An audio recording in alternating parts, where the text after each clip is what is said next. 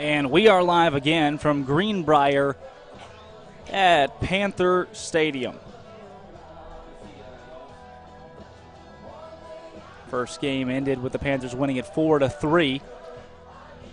Second one beginning here shortly as the Panthers have taken the field and began to warm up. We'll go ahead and take a look at the Eagle lineup. Batting first for the Eagles, Josh Albert. Batting second and playing shortstop is Luke Berry. Batting third and catching, Zach Whitus. Batting fourth and playing first base, Jordan Corson. In the 5-hole, Tristan Milligan. 6-hole, designated hitter Caden Rayburn. 7-hole, that's Cody Mitchell. In the 8-hole, Devin James playing right field. And then batting ninth, Reed Sadler playing in center field. Pitching today for the Eagles is Trey McNespy. Starting off the game pitching for the Greenbrier Panthers is number 5, Joe Thornton. Thornton played catcher last game. Well, they have him down as catcher, but I don't remember seeing him play catcher. But Jordan played, lineup says Thornton played catcher, but he'll pitch for this one. Behind the plate for the Panthers, as it was last game, is number 20, Connor Flagg. Their lineup does not change, and Albert will lead this game off here shortly. Eagles fell 4-3 in this one. If the Eagles were to win this one by 2 and then sweep Maumelle on Friday, they would be the 1 seed going into the conference tournament. Albert steps in. He's the first batter of the ball game, trying to get started for the Eagles.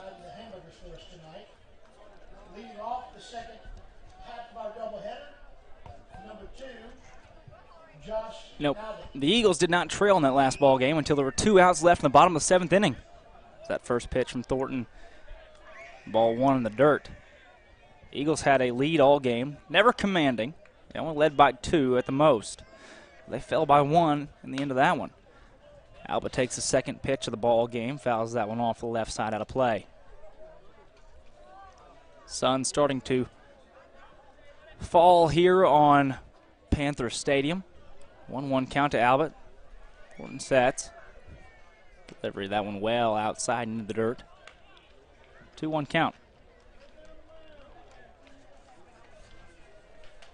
Cody Mitchell looked great last game, pitching through 6 1/3 as Albert grounds that one third baseman. That's Wallace. He'll throw over to first and pick up the first out of the ball game. Cody Mitchell pitched last game for the Eagles, went 6 1/3. Threw a gem, just 1 earned run. Corson came in, Jordan Corson. Allowed 1 hit that scored Caden Wallace. Then off of a throwing error, that single was turned into a double. The runner at second base was able to come home. That was Jerry pinch running. First pitch of the at-bat for Luke Berry is swung on and missed. Stand back in with an 0-1 count.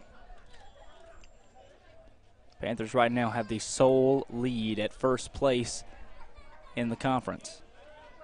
Second pitch called ball 1.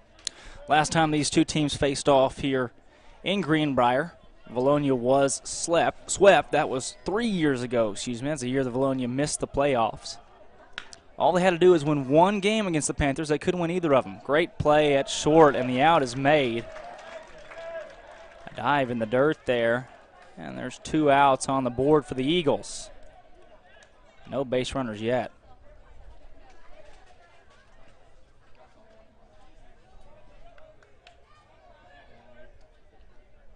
Now batting for the Eagles, number 18, Zach Whitus. Whitus leads the team in batting average, batting .510 this season. OBP of .615. He knows how to get on base. He does it a lot. First pitch called ball. Once again, Chris Lee will be joining me for the duration of the ball game. Showing up casually late as usual. Second pitch swung on and missed from Zach Whitus. 1-1 count, top of the first. Thornton is out there pitching for the Panthers. Joe Thornton. Whitus takes that one, rips it. No, caught by Wallace. Great snag there. Would have been easily a single, possibly extra bases for Whitus. Wallace jumped up and grabbed that line drive at third base. We'll take a quick break. We head to the bottom of the first. Greenbrier holds the Eagles. 3 up, 3 down.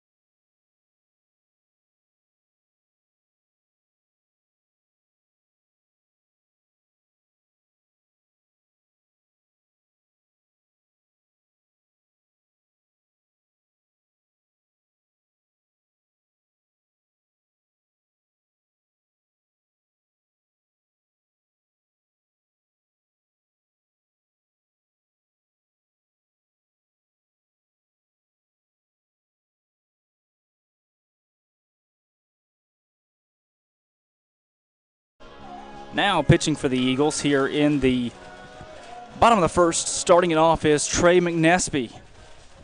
Trey is a senior. We last saw him on senior night against Little Rock Christian last week.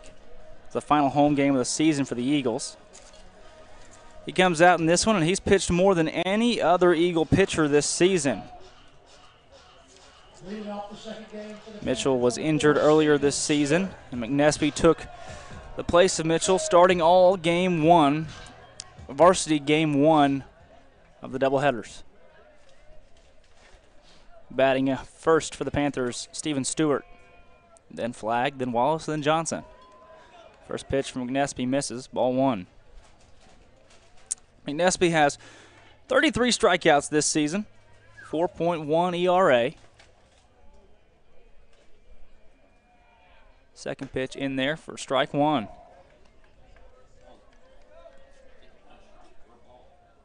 He has picked off one batter this year.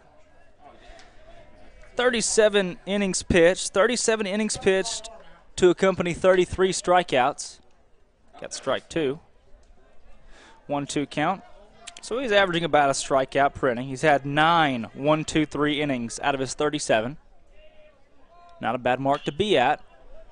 That one fouled off out of play to the left side by Stewart. McNespy has faced 172 batters this season.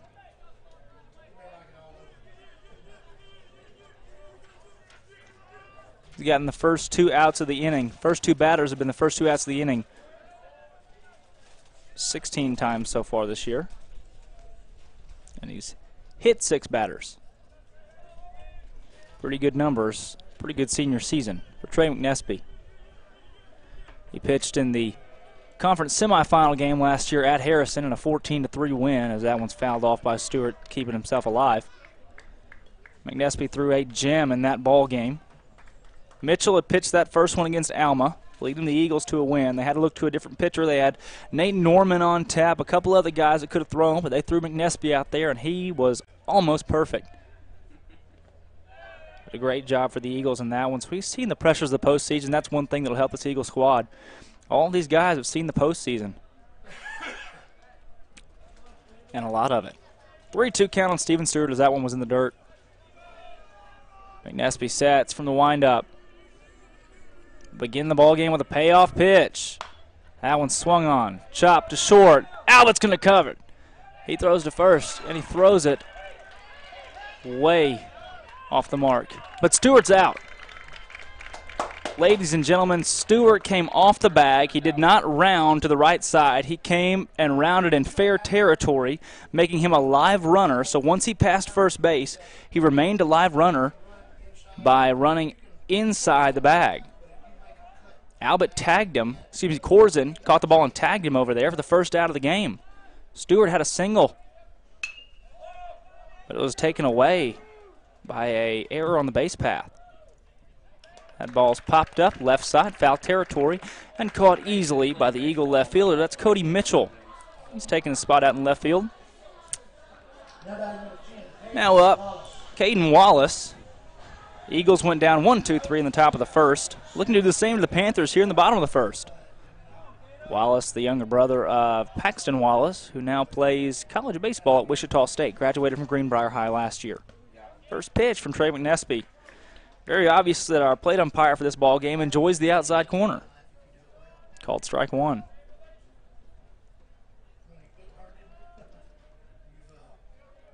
Second pitch from McNespy on the 0-1. That one just a little low. He's got a 1-1 count with 2 outs here in the bottom of the first. McNespy, one of 12 seniors on this baseball team. That pitch popped up from Wallace. Right to Tristan Milligan at second base. He's called off by Devin James, who makes the grab in right field for out number 3. 3 up and 3 down for the Greenbrier Panthers there in the first inning. Neither team gets a base runner. We're through with 1 here in Greenbrier. To the top 2 we go. Let's go ahead and meet the Eagle fielders for the ball game as we go to the top of the second. Mitchell playing in left field. Sadler is in center. Devin James in right field. Luke Berry taking the start at shortstop. Tristan Milligan at second base. Jordan Corzin taking post at first base. Josh Albert at third. Zach Whitus behind the plate. And Trey McNesby on the bump. McNesby with that 4.1 ERA, 4.16. Opponents bat .268 against McNesby. He's done a good job as the first and second game starter throughout the season. He shared pitching duties with Cody Mitchell and Josh Albert. Back out on the mound is Thornton for the Greenbrier Panthers.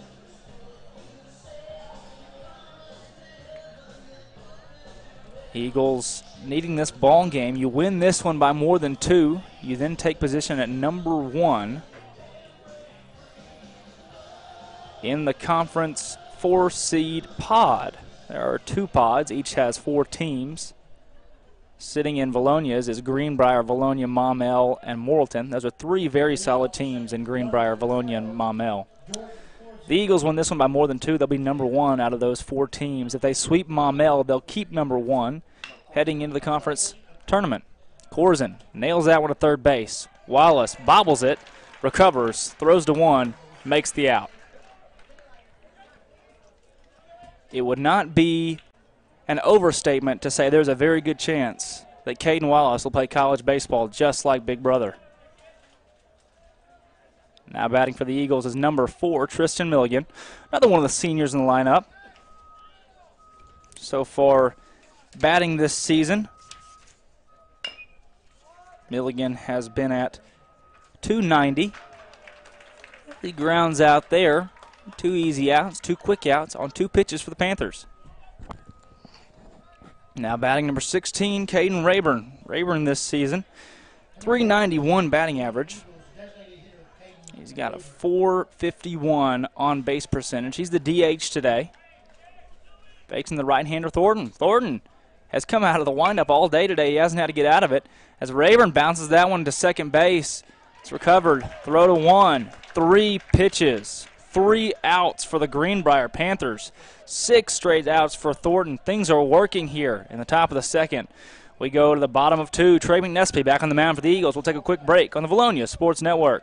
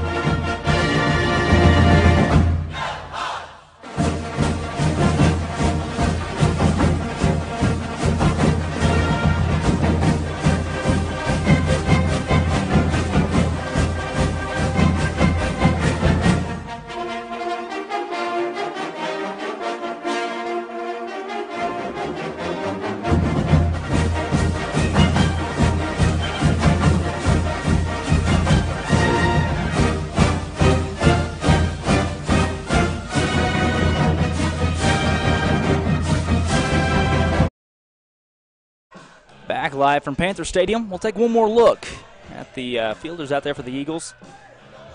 Mitchell, Sadler, James, Barry Milligan, Albert, Corzin, Whitus, and then McNesby on the bump for the Eagles. Bottom of the second, leading off for the Panthers is number 8. That's Johnson. He's a designated hitter and the 4th batter in this lineup for the Panthers. Andrew Johnson takes a look at strike 1. Called strike on the outside corner. As we said earlier, the plate umpire obviously favoring that outside corner of the plate. McNesby sets. He deals. Second pitch is chopped foul. Popped foul, excuse me, right behind us. Out of play. No chance for a play on it for Whitus. We got an 0-2 count. McNesby dealing well so far. Only an inning in. This is 0-2 pitch Called ball in the dirt. If Cody Mitchell's performance has any implication how the pitching staff of Vilonia will throw in this game, how the starting pitching of Vilonia will throw in this game, Trey McNespy is in for a pretty good outing. He's working quickly. That pitch hammered to shortstop. Barry fields it, throws on to one, and the runner's safe. Barry corralled the ball in time, just did not have enough arm to get it to first base and get the batter out.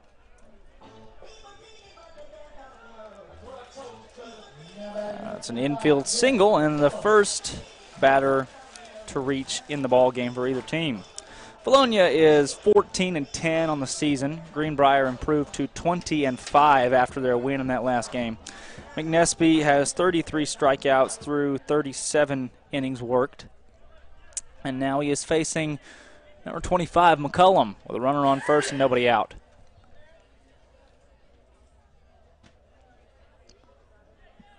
First pitch to McCullum. He bunts. Beautiful bunt. Whitus picks it up. He's going to have just enough time to get the out at first. McCullum does his job, though, as he advances Andrew Johnson, the designated hitter, from first base to second base. Now a runner in scoring position for number 12, Flake.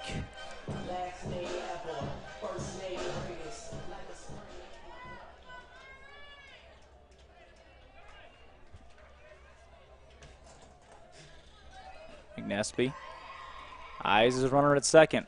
Coming from the stretch, he'll step off. Call time. Whitus coming out of the mound to talk to him.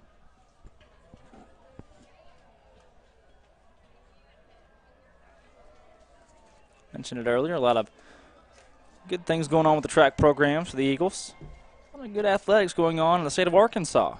Arkansas baseball ranked number 7 this week, falling after being swept by Mississippi State. Arkansas softball picked up a win against Auburn. They remain in the top 20. Both of those teams ranked. Some good things going on in Vilonia football. Todd Langrell, the new head coach of the Eagles. Great off-season program he's gotten started over there with the team. And we now welcome our guest of the game. It took him a little bit, fashionably late. Was it a taxi or an Uber tonight? It was actually a Lyft, Drake. Oh, really? Yep, I've branched out. A lot of English from the driver? Zero English. Zero English, okay. Google Translate. There's a hit poked through there by Flake. He'll take a spot at second base off an extra base hit. And Greenbrier has a runner on second and a runner on third with one out now in the bottom of the second. Welcome, ladies and gentlemen, the man, the myth, former UCA All-Conference, Chris Lee. Good to see you, man. I've been missing you. Man, it's been 6 weeks. It has been 6 weeks. Seriously. Since basketball Who's counting, season. though? And let me tell you this, Chris. It smells good up here. It is. Yeah. Golly. It is. The game of baseball is a little bit slower than basketball. This is live action right here, though, buddy. We got how many outs? We got one out, bottom of the second. The only scoreboard in the whole building is right here with us. The scoreboard went out. They blew it. They said they blew it. So lightning strike. The Lightning blew it. So we're home in game 2. We lost 4-3 in the first, and you texted me that earlier. We are the visitor in game 2, actually. I'm sorry. Okay, visitor. Yeah. Welcome to baseball, Chris. Yeah. How much fun. How many timeouts we got left? Can you tell me, when's the last time you announced a baseball game? I think it would have been I think it was a scrimmage, wasn't it, up there at Fayetteville for a state title? Yeah. Against Magnolia? Close game, something like that. That was my first and only. Let's clarify that. But here you are for the first time ever broadcasting baseball. We're 2 for 2 when it comes to the actual environment and the food possibilities. Up there, I had some of the best breakfast burritos ever with sliders. Great fruit, too. Good fruit. You got to talk about their fruit. Large fruit, like Tyson injected. Good stuff, though. They breed those fruit big up there. And now we got burgers. Golly, this is good. We do have burgers. I like that. It's your first. What's my per diem? Do I get per diem for being on the air? A couple burgers. That's all. But it's your first time on the and you're already food. You're already into food. Sorry. It's good to be back, man. I've been missing you. Big shout out to Stone Cold, Mr. Steve Austin. Yeah.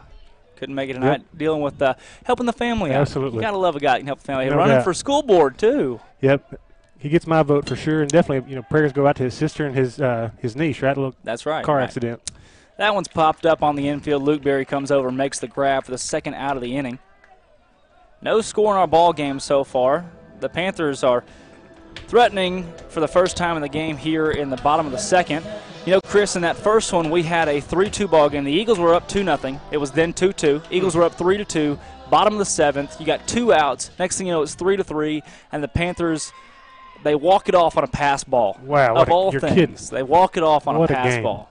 It was an outstanding ball game. But now the Eagles, right now, for sake of their standing in conference, need to win this one by more than 2 and sweep thank you. I Maumelle. was about to ask that. Right, Yep. right. Need to win this one by more than 2. Sweep Maumelle on Friday. That's their only shot at being Yep. the 1 seed going into the conference tournament. Gotcha.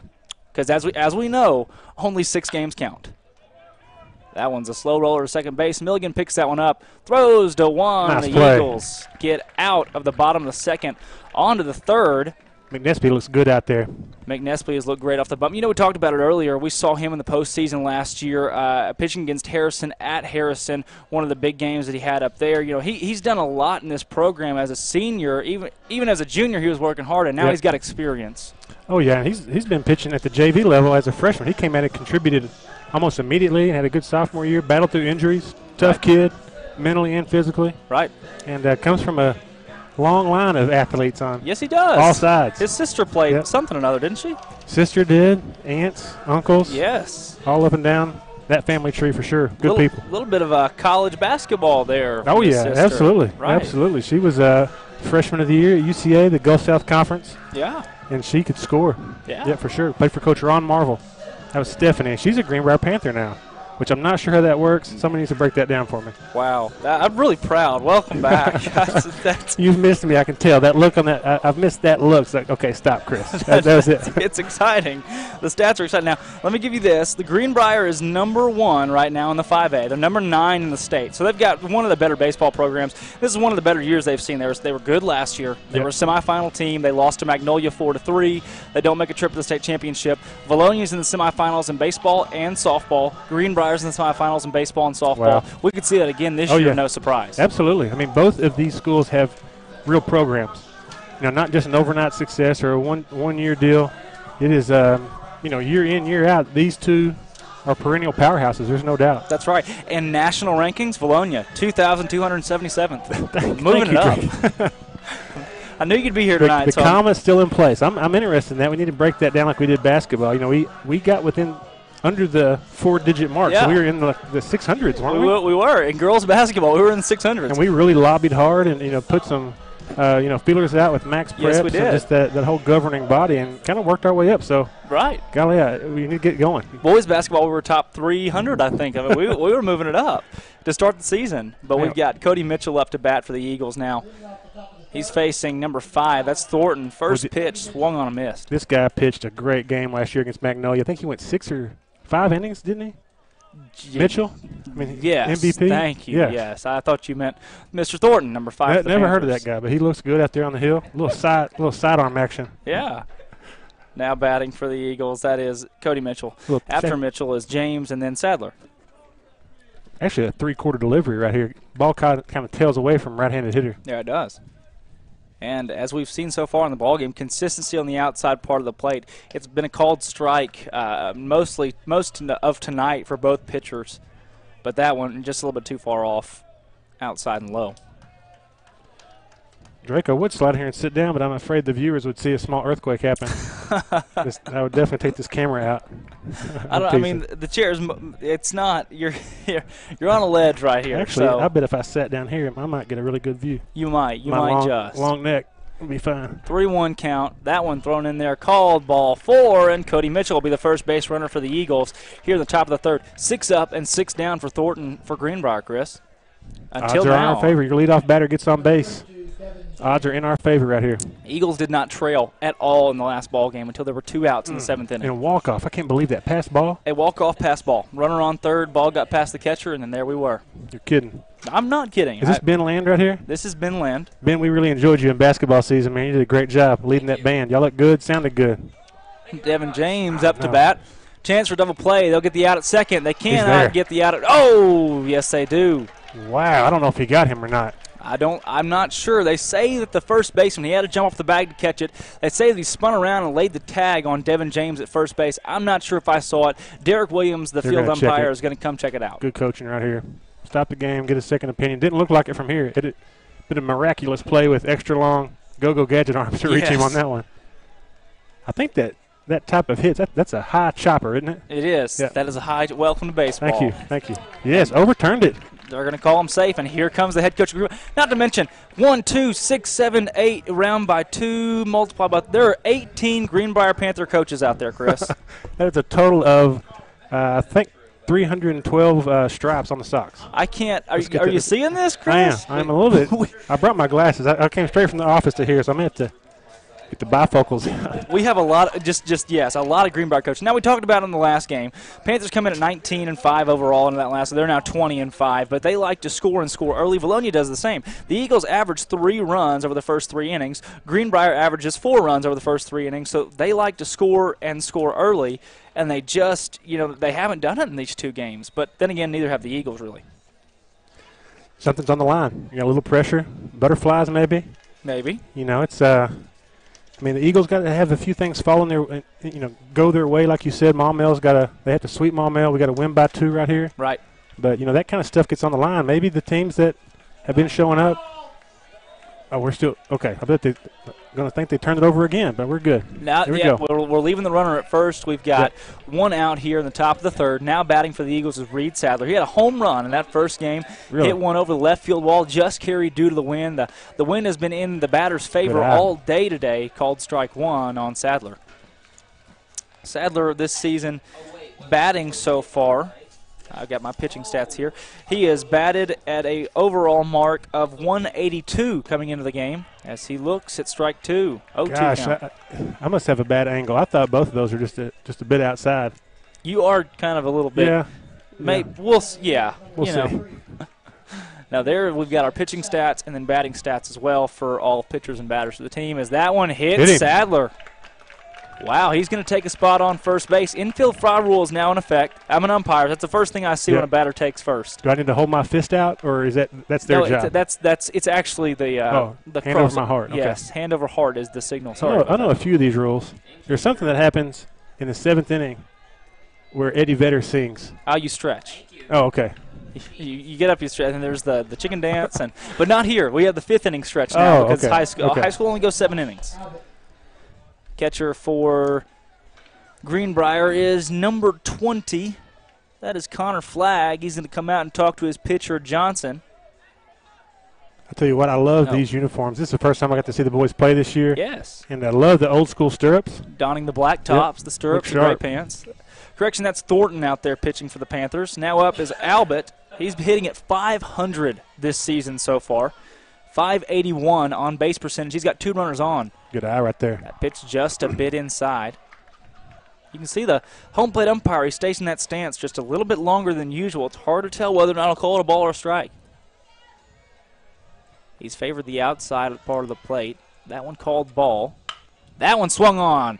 Good That's a hit. It's going to score at least 1. Sadler hits third base. He's going to round it and come home. Eagles have played 1 run. James Sadler trips, and he's going to have to stay back in, crawl back into third base. Big rip by Albert right there. Albert the opposite direction. Safe at second base. Huge rip. You're right, Chris. That was awesome and puts the Eagles up by 1. Was an excellent job of keeping his hands inside and just going with the pitch. Good rip. Chris, you don't know a thing or two about baseball from player standpoint, do you? No, not really. But mainly RBI. Have you coached? Baseball. I did coach a little bit. I think that's where I met you. Is that where we met? I totally forgot about that. That's exactly where we met. I think you were probably 5. Yeah, T-ball. The Cubs. Yeah, the Cubs. The Little Giants. The Cubs. The Little Giants. Now batting for the Eagles is number 1, Luke Berry. I've been having to sit here and talk about myself for such a long time. Thank you for coming, Chris. Well, I wish I could make it more, man. This is it's fun to see the level of talent, the quality of product the coaches put on the field in all sports. And, man, beautiful day here in Greenbrier. Hate you can't be at 2 places at once and see the softball girls playing right now. Right. And, but you can watch that one great time of year. You can watch that on the Eagle Athletics YouTube page. Oh, yeah, page. absolutely. Mr. Corey's been doing a great job this year. Swing and a miss for Luke Berry. It'll be a 1-2 count with runners on second and third. Eagles are threatening more here. They've already scored 1 in the top of the 3rd. But, no, Corey, you're doing a great job. I got to mention you, Corey, Steve, Robbie Sherman, Taco Frank. I got to mention all you guys in my interview with Steve Sullivan earlier. Really? Airing at 10 o'clock tonight. Yes, sir. on Channel 7 News. As Congratulations to you, man. Well deserved. Dribbled by Barry. Barry's going to be safe at first, and we're going to score. He'll be out at first, but we'll score another run as Reed Sadler comes home. They just barely got Luke Barry using his speed over there at first base. Sacrifice? Rule as a sacrifice right there? You know what? RBI? I want to rule it as a sacrifice. Let's do it. We'll call it a fielder's choice. Luke Barry dribbles that one to the shortstop. It's fielded. Barry will be out, but we'll play another run, and your new score is Vilonia 2, Greenbrier 0. Good baseball right there. Now up Whitus, runner on third. We can get a hit here, make it 3-0. That's really doing some damage here early in the ball game. Now, this guy hit a big homer last year in North Little Rock, right? It was a walk-off bomb. That's right. Yes, Sylvan Hills. 3-run home run to win the game against Whitehall. Whitehall. I was waiting for it. I mentioned that at least 6 or 7 times every broadcast just because it was that awesome. It was that awesome. It really was. Can't stop talking about that. Now out to the mound is one of the 8 Greenbrier Panther coaches. Not sure which one that is. Chris, you'll have to help me out. Let's go with the pitching coach. Yeah, we need a coaching roster. Yep. This team is obviously well coached, though. I mean, they've done an outstanding job of being contenders every single year in the 5A. I mean, this is one of the best teams in the state year in and year out. There's no doubt about it. No doubt. No doubt. Producing D1 talent. Got a young man up at Wichita State, right? That's right. Paxton Wallace at Wichita State. That's right. And I think the younger brother, is he playing out here tonight? He is. He's at third base for the Panthers this evening. He made a couple big plays in the last game and a play last inning, actually. Oh, really? He's a good ball player. Great ball player for sure. Both the brothers. I mean, they really have shown out. Now, is he going to play somewhere? He's going to play. He's committed to the University of Arkansas as of right now. He's a Razorback? He's a Razorback. And we got Josh Albert going to Jonesboro, right? That's right. Josh Albert going to Jonesboro. Yep. You got Cody Mitchell going to play at Harding. Harding, that's right. Zach Whitus going to play at Harding. And I'm sure, as usual, we'll send 4 or 5 guys to Oklahoma Wesleyan. Yep. That just says a lot about the coaching, the talent. Oh, good cut. Albert swings and misses. He got contact with that one. He could have hit the fence. Yeah, or the moon. Yes. That was a cut right there. We have seen the ball carry quite a bit. Yeah. Although, that's a home run swing. If we're going to get technical about the moon, it would that. Never mind. Whitus yanks that one to left field. That's deep. That's long, and it's gone! Zach Whitus over the left field wall. A 2-run home run. Puts the Eagles up 4-0 with a 2-2 count and 2 outs. Whitus does his job. I think that was what they qualify as a bona fide shot. Chris, you know what? I've never been the guy to see a hit and go, oh, that's gone. But you called it. You did. You called it. Zach Whitus, his 5th bomb of the season, putting him at number 1 on the team in home runs. And the Eagles only need to win by 2. We're up by 4. You know, I need to check the website for, home run trot. And, there's a stat out there for the total amount of time it takes to get around the bases. Zach has it down. I mean, he took his time. I like that. He was another good rip. Trotting. That one's hit deep into center. Fielder can't get there in time. It's going to be extra bases for Jordan Corzin. He's rolling into second base, and he'll stand up with a double. Well, he came out of the box. Excellent job. Stand-up double. You know, it was a 1-0 ball game when the pitching coach for the Greenbrier Panthers came out to the mound to greet Thornton. Since then, the Eagles have played at 3 runs. Come on back out, sir, please. Yes. Talk to him more. Bring him. Bring all 8 of them. Thornton sets from the stretch. He's dealt from the stretch most of this inning. Delivers to the next batter in the Eagle lineup, number 4, Tristan Milligan. Milligan has played at second base for this game. You know, we've seen a little different variation in the infield so far this season just because you got Albert who'll come in to pitch, Mitchell who pitches a lot, guys that'll field and pitch both. Mm-hmm. But, one of the things we've seen a lot of is a guy like Tristan Milligan moving it around. We could see him at second base. We can see him at third base, even in the outfield. I mean, he can do it all. Yeah, he's an all-around athlete. Now, is he still a football guy? He's a senior. Okay. So but he did play football, correct? He did. Okay. Yes, he did. He was awesome. He's Stinger Rover. Oh, yeah. Position. I remember the name, no doubt. Oh, yeah. That next pitch in there. I'm still getting used to some of the names, and so as you're sitting there talking about him, I didn't realize he pitched as well, correct? Yes. All-around athlete. Yeah, nice. I'm impressed. Milligan settles in with a 1-2 count. Thornton still delivering. The Greenbrier Panther starter last game lasted through 7 innings. That one's just high. He nearly swung at that one, Chris. A little chin music. Last pitcher for the Panthers lasted all 7 innings with a complete game, allowing 3 runs, and he was the losing pitcher up until that pass ball that gave the Panthers a win. That's just a dagger right there. But these boys, listen, they're not thinking nothing about that. Got a 4-run lead already. Oh, helped him out. That one swung on, missed, and that'll end the top of the third inning. But 4 runs there on the top of the third for the Eagles. They're about 4-0. No doubt. You know, in basketball, it's so emotional at times, and you see that up and down the floor, offense to defense transition, and it's just it's physical, it's emotional, it's raw right in front of you. In baseball, sometimes you have to look for those emotional points because it is emotional. It's very, very competitive. These guys are ultra competitors. And that when I see that little chin music right there at the end, it might have got away from him.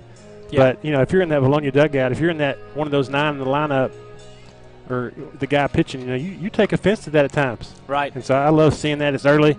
It's all in good fun. Nobody's trying to send nobody to the emergency room. I can love it. Sometimes I can never tell where you're going with these. You see what I did there? I brought it back home for you. You brought it back home. I was wondering when you were going to bring the whole rivalry up. You've got a Faulkner County rivalry here, the longest, the deepest rivalry in the county. You know, one of the things that makes these two teams big rivals is the very first year of football for Vilonia was the same first year of football for Greenbrier. Really? I don't think I knew that. These two teams met on the gridiron that season, and believe it or not, we may or may not have had an ineligible player. It's yet to have been determined whether or not he was 20 or not. But the word on the street says he was. So, but he was 12. We saw his birth certificate. It was on notebook paper. Green crayon. Yeah. That sparked the rivalry, and it has been a heated one ever since. I mean, it's all through the 80s and the 90s. You know, Crips and the Bloods. Things were getting very that's the same level. Yeah. In both towns, you had a lot of gang action, a lot of activity that was very violent. So you know, one thing that Greenbrier definitely has us topped on right now, and this is something I read up on Max Preps, was the total number of new food establishments. Yes, we are way behind. It's actually a mercy. It's a mercy rule right now. They have a Western Sizzling Express going in. You know what? But we beat and a Burger King. We beat them in track. So well, listen, I'll take a track victory all day, all day. I just need to come get my takeout from Joe's Pizza, that cheeseburger pizza. Yeah. Shout out to Joe's Pizza. Now batting number 28 for the Panthers, Spencer Sutterfield. McNespy is still out there. His first pitch, a beauty, called strike on the. I can't even call that the outside corner of the play. That was right down the pipe. Excellent job getting ahead. But no, a lot of fierce rivalry throughout the years here as that one has popped up. It's going to get out of the infield, but within play for Luke Berry. Sadler's going to come all the way from center field and pull the grab. 2 pitches, 1 out. Sadler has been he's a workhorse in the outfield. We saw him in the playoffs last year. Yep. He made some game-saving catches against Little Rock Christian to send us to the state title game. Yep. Good athlete. He's an all-around competitor. You know, he played, I think 3 sports all the way up until he had to make a choice. And, he's just one of those guys, and his younger siblings are all going to be that same way, too. Yes, they are. This 9 Coach Wallace put on the field, boy, all these guys are competitors. There's no doubt. First pitch from McNespy, called ball. Well, number 4, is this Wallace? No, sir. No. This is number 4. He's a leadoff batter, Steven Stewart. We remember Steven Stewart. Number 3? Season. Yeah, number 3 from basketball. Guy. Yeah. He's 100% turned up. Always. Yeah, a little chippy every now and then. Gotta like him. They call him old Steve-O around here. He takes that one to left field. That one's going to get down and be extra bases for Steven Stewart. He could turn this into a triple. He's got the speed. But the Eagles are able to get it in pretty quickly. Stand-up double. I like that kid. Yeah, you got to. Competitor, man. Yep, competitor. Exactly. Like the way he plays. It's like he's trying to steal second right there. McNespy dropped the ball, and he's just like he was on the basketball floor. He's clapping right in your face. He's threatening. He's threatening. But we talked about it. The rivalry, 90s, 80s is heated. You get into the football rivalry of the early 2000s, the late 90s. Through a 19-year stretch, Vilonia went 17-2 against Greenbrier. Oh, my gosh. But here lately. Doesn't surprise me, actually, but that's. Yeah, it's been turned around. Here lately it's been turned around. But I see new things coming with a former Greenbrier coach as the batter did take a cut there. Ooh. Yeah, Coach Langrel, he's the real deal. They're going to say the batter actually didn't swing. He went around there, just no call from the home plate umpire.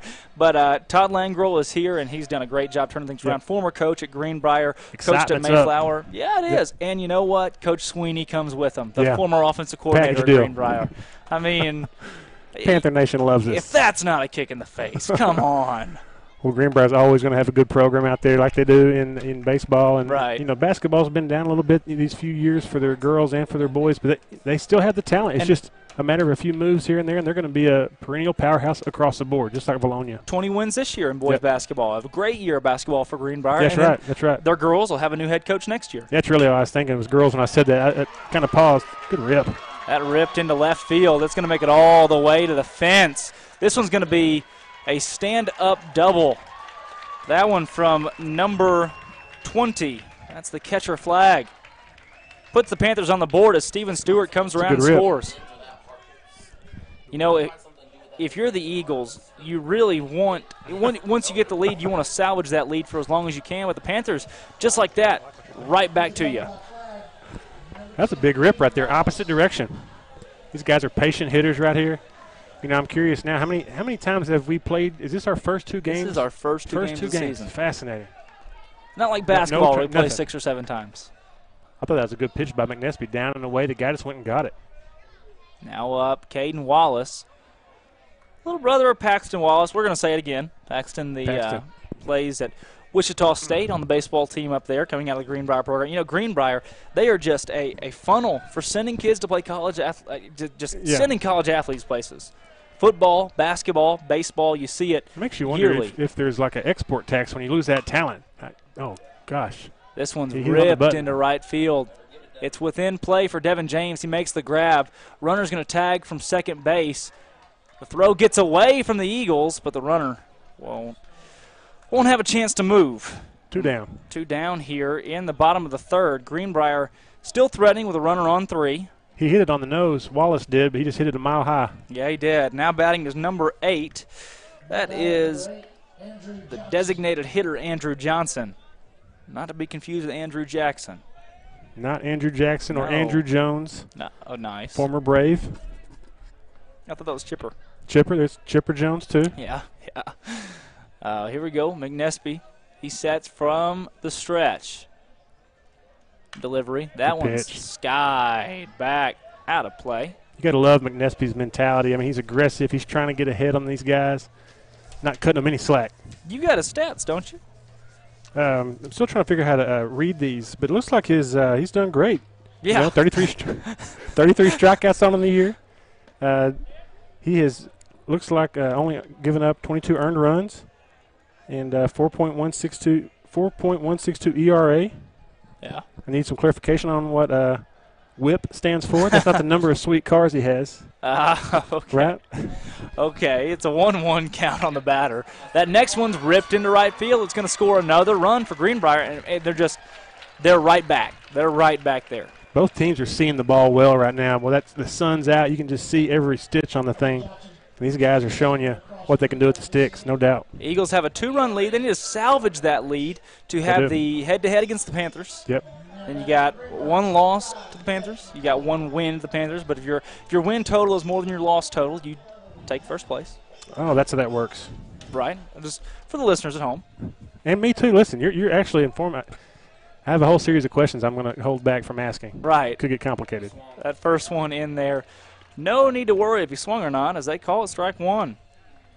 They got these Greenbrier hats just sitting out here. Are any of these extra large? I'm not sure, but size 8? Steve Sullivan, he definitely made a mark. He walked in and he was like, wow, that's a lot of Greenbrier hats. There are a lot of Greenbrier hats in here. He wanted to, we did our interview, he wanted to get them in front of the hats. That was his goal. 0-1 count. Facing the batter 25, McCullum. He pitched last game. He's going to rip this one into right field. It's down for a hit. James overruns it, and the Panthers are going to score another one. Probably a good decision to hold the ball right there in short right field. Keep the runner at second base. That's your tying run at 2. I think, in my definition of a Bush League single, that would have been a Bush League single, the old term where you kind of get away with the one. He just kind of slapped it the other direction. Again, McNesby putting pitches in the right places, but these guys are seeing it well, just like we were. And just like that, you have the commanding 4-0 lead, and it's turned into 4-3 really quickly. Now batting for the Panthers is number 12. Thank you, Baseball DJ, for the good 4 seconds of Drake. Yes. Not Drake Toll, but our Canadian friend. The rapper from He is Canadian. Yeah, he is Canadian. I'm up with the teenagers. Now batting is Flake, number 12. He plays shortstop for the Panthers. McNespy fires that one, and that one looks good, and it's going to fall in. Another run is coming to the plate for the Panthers. Watch him at 2. And the Eagles just can't seem to catch a break on the last few batters. It's now 4-4, just like that. You love the commanding lead the Eagles jumped out to. You want to hold it, and you can't. Just like that, 4 runs come across. Yep. Albert comes out to talk to the pitcher, McNespy. Well, that's the level of baseball. That's the level of competitiveness between both teams. McNespy's throwing good pitches. He's not just throwing meat up there. Those last 2 hits I would consider as bloops. Yeah. You know, CNI singles, finding a spot in the defense and just getting into that little, nook and cranny and getting a double out of something. If they hit it on the nose, we get it out and we're in the dugout. Hang in there, guys. Now batting is number 11, Guy Eccles. I know this kid. Yeah, a little basketball. Yeah, he can play some basketball, too. He swings, cranks one to right field. That's going to get down. Runner coming home for the Panthers. Throw from James. Is it going to get him? Yes, it will. No! Oh, God. They'll say the tag from White is missed. And incoming home for the Panthers is number 12, Flake, and they're up by 1. Dadgum. It's impossible to see if he made that tag from this angle. The ball was there in time. It looked like he got him. James gunned a kid in the last game, and this one just didn't make it. And like that, just like that, 5 runs in the top of or the bottom of the third for the Panthers. Dang. Good effort by the defense right there. McNespy sets from the stretch again with a runner on first. Delivers. That one's cranked into left field. That's a single. Hit after hit after hit for the Panthers. Yeah, this is where these coaches earn their paycheck right here. All the build-up, all of the pressure that goes along with that. All the preparation of the field when nobody's looking in the middle of June. All the extended seasons they go through, and you get to these moments right here, and you just have moments to make these decisions. And we just lost a piece of paper out of the front of the window. Everybody good down there? Yeah, I think they're good. No injuries, not yet. Coach Wallace is definitely breaking it down. First pitch from McNespy gets away from Whitus. Whitus throwing to 3. That ball skips into left field. In comes another run for the Panthers. It's 6-4. Yeah, tough break right there. And that's one of those deals where that's not McNespy's fault at all. And now the visit comes, and so it's definitely frustrating from a pitcher standpoint. The defense, you can't blame them. They're trying to force the issue and getting out and getting there and, rattle those bats. That's kind of what I was saying earlier. Man, you get to these moments. You just have a few moments, a couple hours to play these games, and all the countless days, weeks, hours that they put in.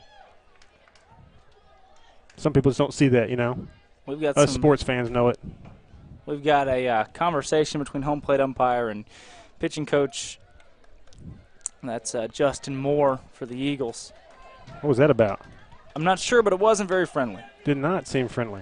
Now batting for the Panthers is number 28. So they are near batting around. That's Sutterfield. Maybe he's talking about the tag, Wattis?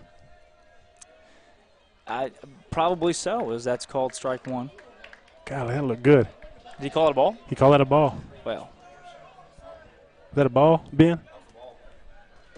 He did call that a ball. Well, I don't think Coach Moore had made any friends during that little plate altercation. And that second one is swung on and missed. Well, I got to tell you something. I kind of like having old Ben Land right here next to us. He's got all the stats. Kind of have some deja vu. Hit y'all some grounders, maybe do some drills, take a few cuts. Ben and I were teammates when you coached. Sure That's were. right. You couldn't count the number of times I got McNespy. That one's those are good times. into the dirt. You guys turned out all right, despite the bad coaching. 2-1 count. Ben nods at that one. Ben He did. Yeah, he did, for sure. Almost, I have to say, one of the best practices, almost the best thing ever. I'll come back to this in a second. McNespy has that one grounded right back to him. He bobbles it for a second, throws onto 1, gets the out. Hey, big-time play right there by a senior. He kept his composure. Ball hits the tip of his glove. That's a small little adjustment he made right there to stay calm and throw a strike and get that third out. Hey, nobody hurt right here. Down 2, we can get those back in a heartbeat. You're going to have to here. Eagles need 4 runs. 4 runs more in this ball game and to hold the Panthers. you either score 10 runs or squander your opportunity to be first in the conference. So I don't really like to guess conversations that I really would like to anticipate maybe and speculate what they're talking about. He's still out there, Coach Moore, trying to plead with the home plate umpire over a couple pitches, different things. You know, I think there's a play at first base. There's a play at home where you could have had a tag. There's a couple close things we couldn't necessarily see that, I mean, calls could go either way. Coach Moore just saying, hey, you're supposed to be behind the plate. You're awesome. Yeah. You're just giving him the finger. I'm proud of you, sir. Yeah. Your quads have to be ripped with your stance back there. I mean, that's like it's the dad pretty athletic talk. Stance. Yeah. Guys our size, I don't know if we can get down and stay in that squatted position for quite that time. You know, I definitely umpire every week and every weekend, so yep. I've been there in that squatted position a couple times. But as far as being a catcher, no, that's not an option. Oh, Lord, no. We've got a 6-4 ball game, top of the fourth. Now, what's your best league practice? Come on, Chris, hit me. Best league practice. Actually, it's the worst. I was kind of being sarcastic, but Jason Wood at the very end, love that kid. We're like, guys, hey, great practice. No, it's the start of practice, very first practice, the very start of it. Like, guys, hit the foul pole, let's get loose. You know, before we go into, warming up, stretching, anything, just let's jog, get the blood flowing. On the way back, I believe we got tangled up somewhere. I wasn't personally involved with it. I did see it, and he fell and broke his collarbone. Do you remember this?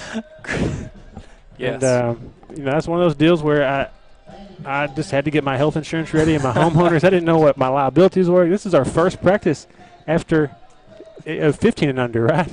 So we took a little break. You know, we did T-ball together. We did some pitching machine, and we kind of went our different ways, got estranged, and we all came back. It all worked out. Oh, goodness. And that was when I was just like, it ruined our season. You better get ready for this. Now batting for the Eagles is Caden Rayburn. We got a new pitcher into the game, and this guy's got a great swing. He played great in the state championship as well. Had some big hits as a pinch hitter, right? Had a great postseason, but now pitching is Caden Wallace for the Greenbrier Panthers. He can do it all, Chris. Is he the closer? I'm not sure if it's quite time for a closer yet, but whatever he is, he looks good right now. So what's his role during the season? Does he start some too? I'm not sure, I'm not sure. He's got an 0-2 count here on Rayburn. Throws a ball high and outside. From the 1 nanosecond that I can see the baseball right here, it looks like it's got some movement on it. Some natural tail to it maybe. Right.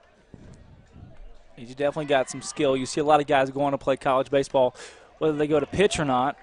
They he dropped down 3/4 angle pitch right in high there. school. And a swing and a miss. The ball is dropped by the catcher. Caden Rayburn runs to first. There's not even a throw. Rayburn's going to be safe in there off a strikeout.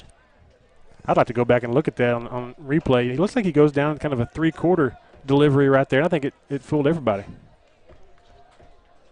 Now batting for the Eagles, number 5, Cody Mitchell. That delivery a little bit too high. 1-0 count. Jukebox Hero, REO Speedwagon. His Is that the DJ, the Greenbrier DJ? Or is yes, that somebody's? Yes. Swing and a miss. Does one of the parents have a boom box? Is that still in? That's what I hear it down there. I hear some kind of music coming from somewhere. They used to have that when our kids were playing actual travel softball. They still do. They do still they really? do the boom box. As an umpire, you can user request music too. I have a true story at Orlando. Wide World of Sports. Uh-huh. We were in between the Milk House and another field house there. We had just seen Coach Billy Donovan when he was still coaching the Florida Gators, recruiting, big basketball tournament going on. Good cut by Mitchell.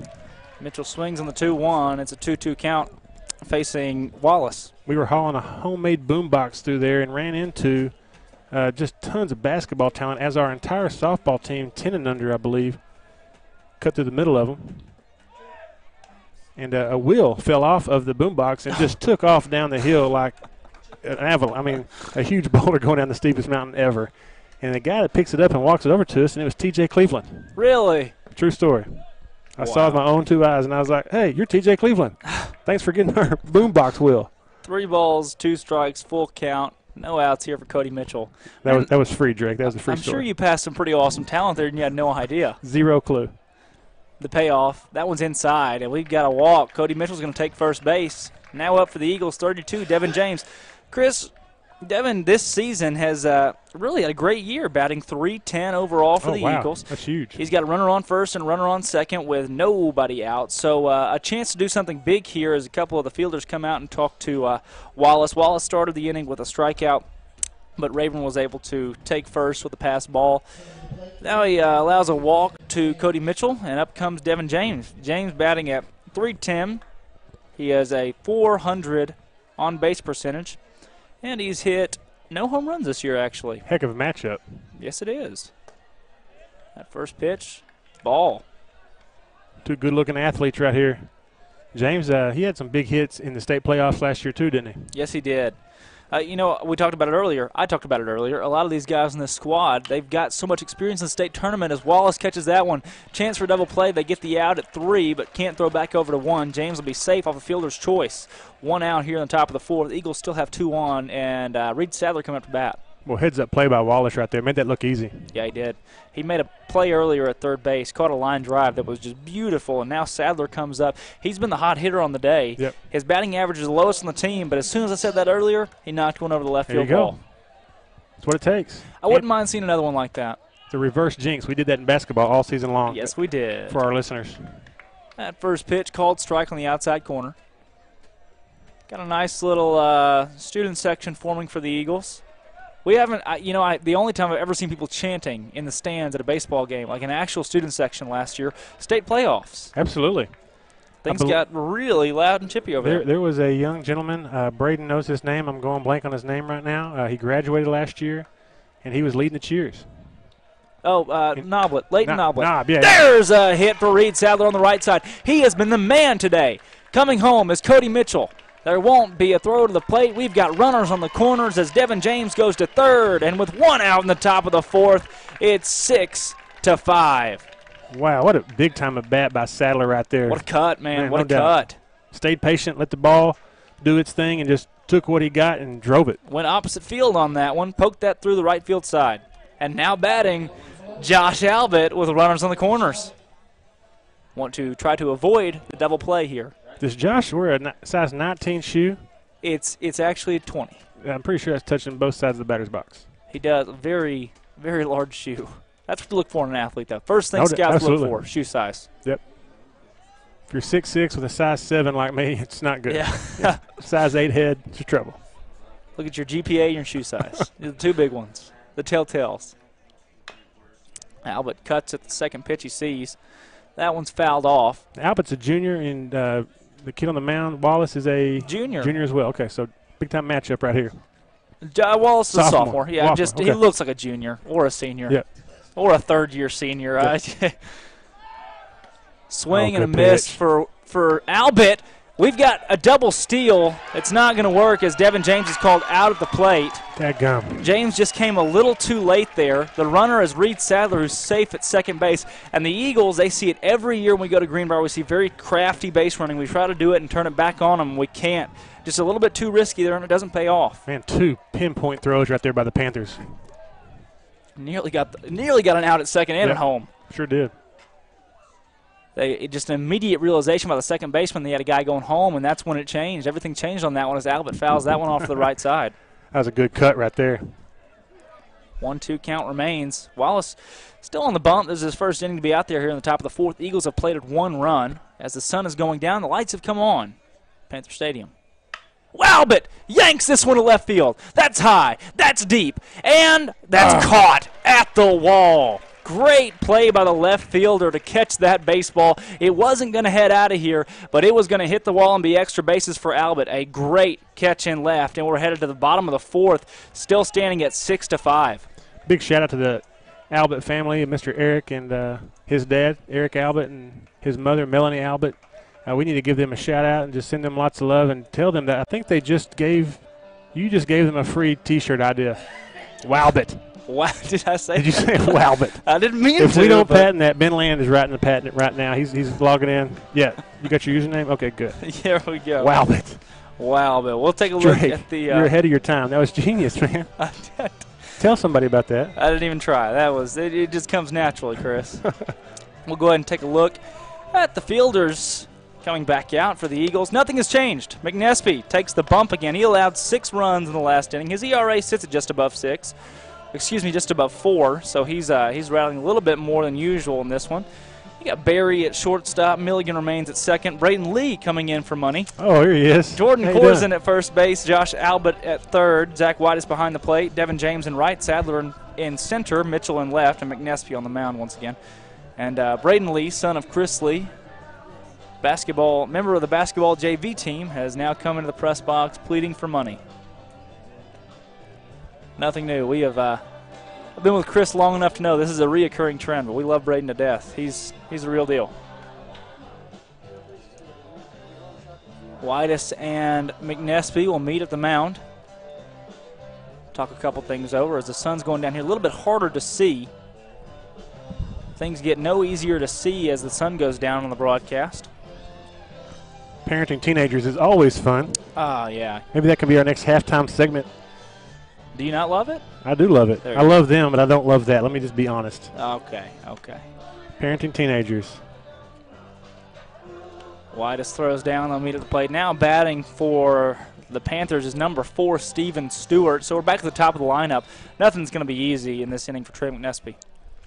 You know, that double steal right there was the right call, but you're right. There was a small hesitation right there before he came down the line. And two good throws. McNespy can battle back right here. You know, a senior, mentally tough. You got a senior on the hill. Guy behind the plate that's a senior, right? Yep. And, these guys can pull it together. We need 3 up, 3 down. Steven Stewart is a senior. He's up to bat for the Panthers. Who is the DJ? They are just earning their paycheck. I'm impressed. Really? Yeah. Well done, sir. Well done. I expressed my expressed my appreciation earlier as well. Very good here at the ballpark.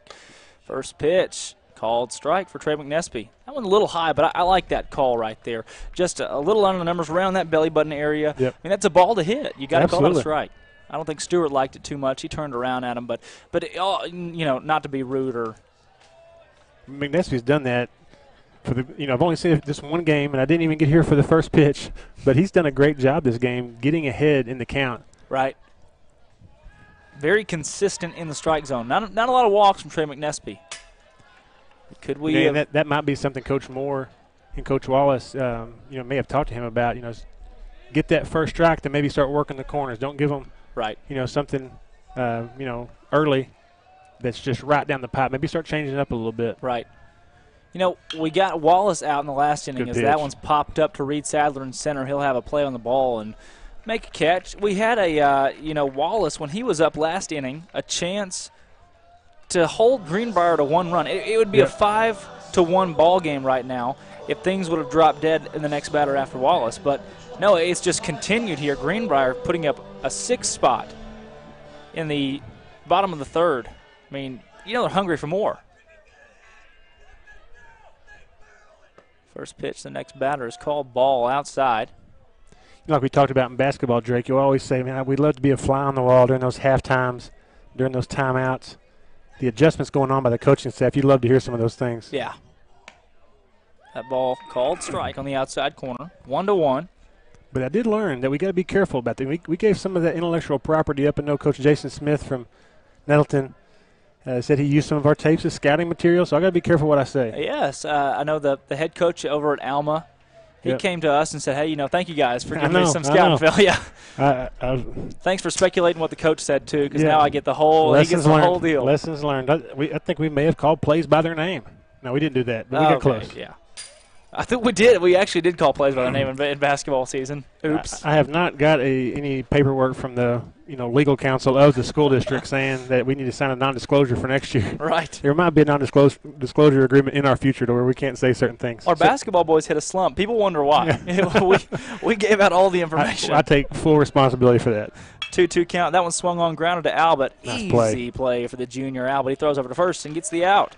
It's one of those things where it's an honest mistake because, you're just admiring the talent. You're admiring the coaching staff, the hard work. And, you start talking about those things in detail. And the people that are aficionados and know these things, they're just taking notes. Yes. And that was tough. Kind of a dagger there at the state tournament when Coach Jason Smith said that to me.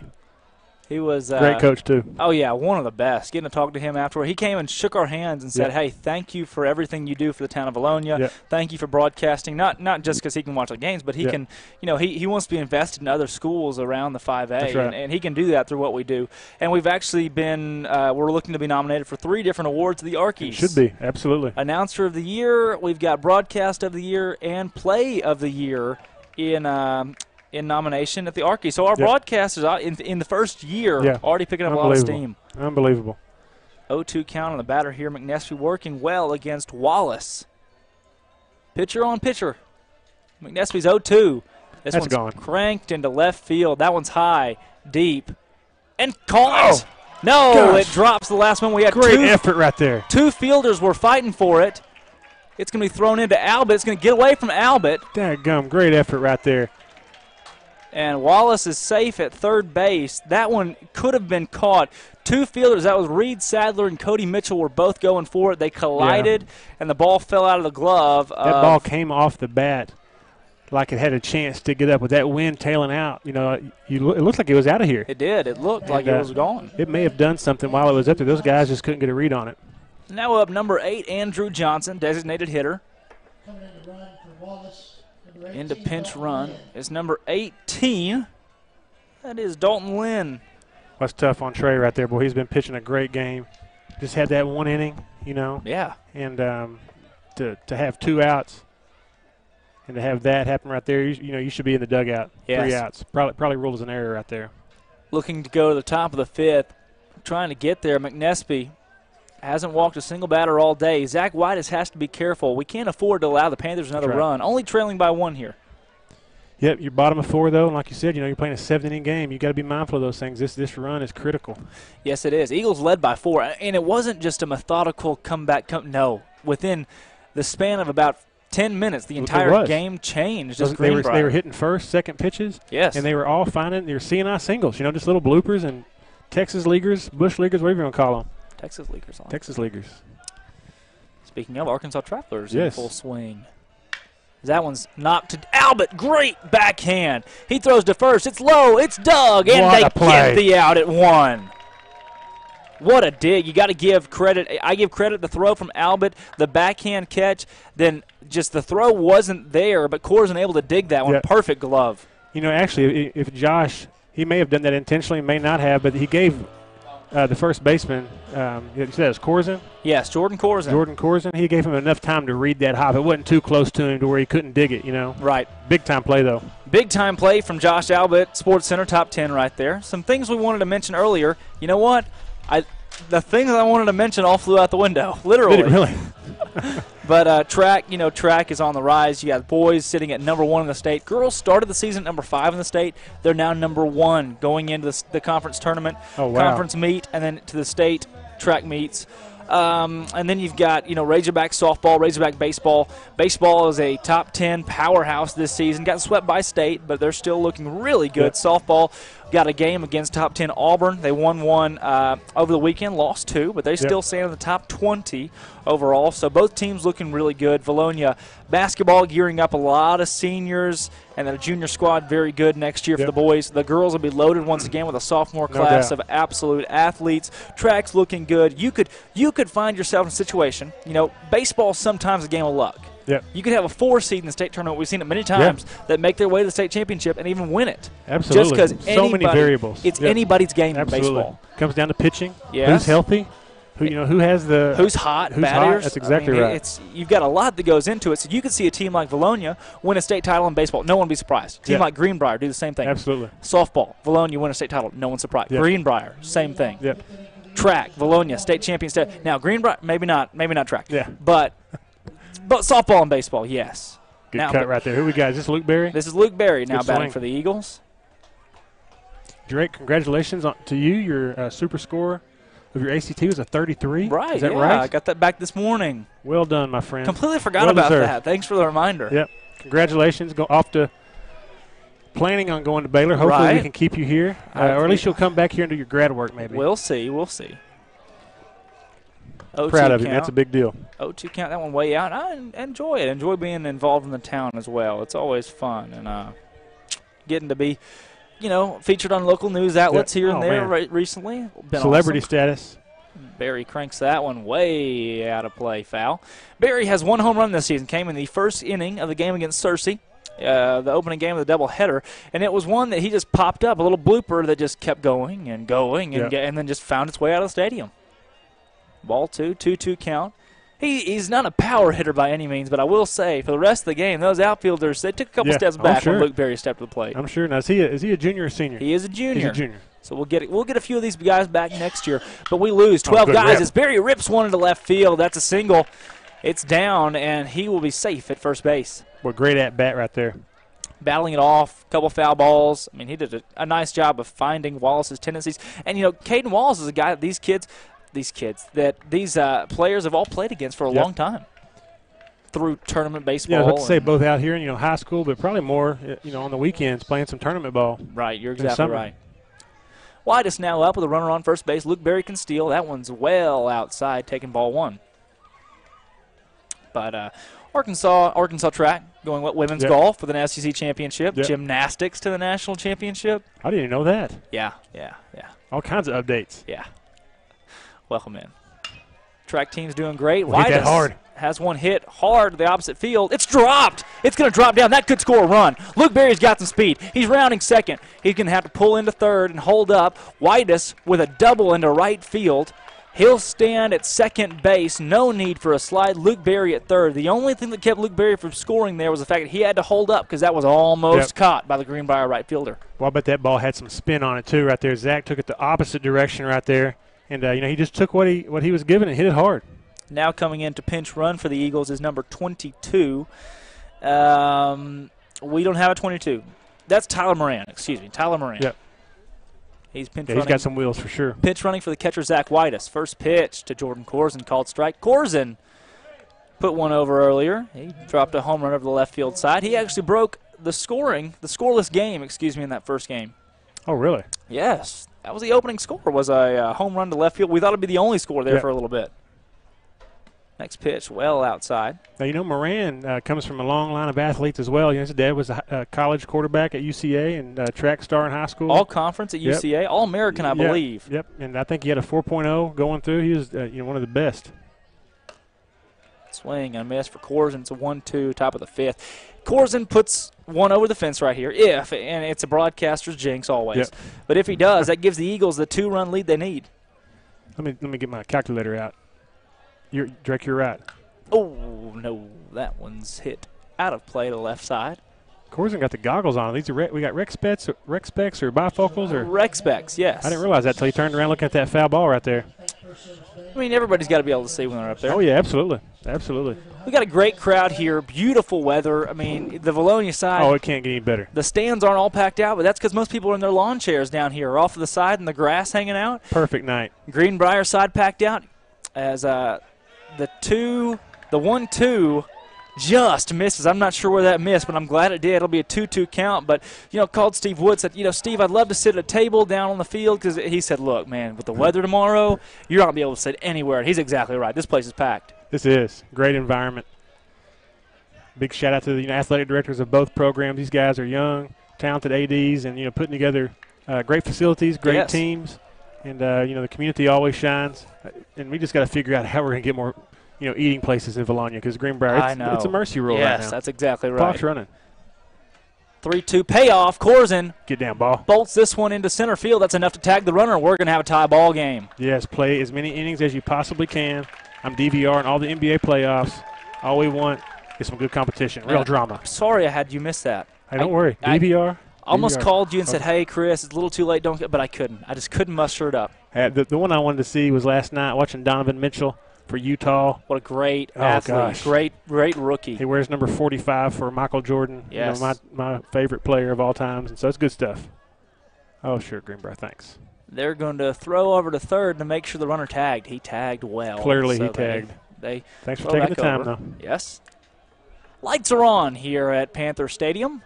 The scoreboard is not. We have not had a scoreboard yet today. It was struck by lightning, literally. Seriously, it was. But now batting for the Eagles is number 4, Tristan Milligan, with one out. Somebody may have called in sick for work or something. scoreboard doesn't come on, if a guy doesn't clock in to do the job. So I understand, happens. But it was real lightning. Yes, it was actual lightning. Not McQueen. No, actual weather lightning. Milligan swings and misses the first one. Second one in the dirt. Greenbrier always working the squeeze play, different things the Eagles see out of their shifty base running. In Vilonia, you saw them earlier try to get a little – they weren't timid about base running earlier, and it ended up costing them a run in the fourth inning. You can't fault them for being aggressive. But, yeah, you're right. It did kind of bite us. That one gets away from the catcher. Broadcaster jinx. As Tyler Moran take a spot at third base. Now you got another chance, but the Eagles up by 1 with a sac fly. Pretty sure they call him Timo at times. They do. Only on Wednesdays. Just on Wednesdays. Yes. I did not know that. You said at times, so I figured you knew the the schedule they have. Yeah, he had a great sophomore year on the basketball floor for sure. And, one of the things about Coach Langrel that he's done is he's got a lot of this talent coming back to the football program, too. Some of these guys that can play 3 and 4 sports.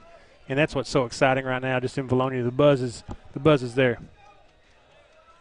2-2 count on Milligan. He swings. That was a wicked curveball. That was a big out for Tristan Milligan. We've seen a couple big outs for the – Chris, you really did miss it in that last game. I've never seen Coach Wallace pump his fist that many times. Really? Oh, it was great. The plays that were made, Greenbrier would have bases loaded, down by 1. Yeah. And then we'd catch a ball on the outfield. Golly. He would just fist pump. Yeah.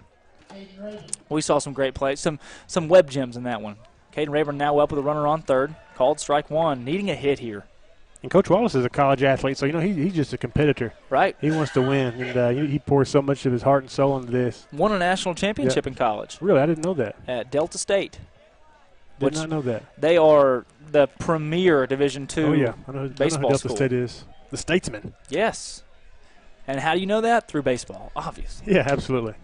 I remember that because I airballed a free throw in front of their band in the conference finals. Really? But we won't talk about that. In front of their band? I airballed it. It was loud. I just remember this big guy with a tuba wrapped around him. Barely got it on him. Anyways, long story. They had a little dome gym there. That one's ripped by Rayburn. I switched the next one, though. Out of play. Did y'all win that one? We lost that one in the finals to Delta State. So it didn't go to the tournament? Did not go to the tournament. Wow. No. One game off. No, that was my sophomore year. And you would have won it if you made the free throw, right? Absolutely. It all came down to me. Yes. I had to beg for my scholarship. My GPA kept everybody else's up, so I was kind of the yeah. Okay, I'll get yes. 2-2 count for Rayburn. That one in the dirt. Good eye. This kid's got a sweet swing right here. I think we talked about it earlier. He had some big clutch hits up at Fayetteville to get some of those early rallies going. Batting after Rayburn is going to be Cody Mitchell. So, no matter what, you're going to have a good hitter here. The payoff 3-2 with 2 outs, and it almost hit him. Rayburn's going to take a walk to first base. We'll have runners on the corners with Cody Mitchell up to bat. Pitcher versus pitcher. It's a pitching duel, but one of them is at the plate. Cody Mitchell, chance to bat here. And, Chris, let's go ahead and look at Cody Mitchell's batting stats so far this year. He's hit in a few games. Mitchell has he's done good. He's done better than very not technical. Good. Yeah, just wanted to give you some real-time stats. I'm trying to bring some real value to this broadcast, Drake. I'm struggling. Good swing. Mitchell has a .281 batting average on the season. Hey, not bad at all. .465 OBP with 10 walks. This year he's hit in 16 games. So .465 on-base percentage is great. He hasn't had a home run yet. He has a triple, 4 RBI, and he scored 7 times. Got a 3.7 GPA, 3.7 ERA as well. Yes. Lots of innings pitched. He is a workhorse for the Vilonia Eagles, and he takes strike 2. 44 strikeouts on the season. I mean, that's leading the team. He was the state tournament MVP last year as a junior. Absolutely. The 0-2, strike 3, right down the pipe on Mitchell. He can't believe it. He's in agreement with the call, but he can't believe he didn't swing at that one. One of the hardest things to do in sports is hit a fastball. Just softball or baseball. If it's fast and it's coming, the baseball is just as tough. 60 feet, right? 6 inches for a baseball. I believe it's 45 feet or 46 feet on the girls in the circle. Right. Either way, hitting the fastball with a small bat, with the diameter of that thing is not very much. No, especially in softball. Yep. 6-6. Eagles could win the ball game by 1. They could win this game 7-6. But Chris, to be honest with you, that wouldn't matter for a ton.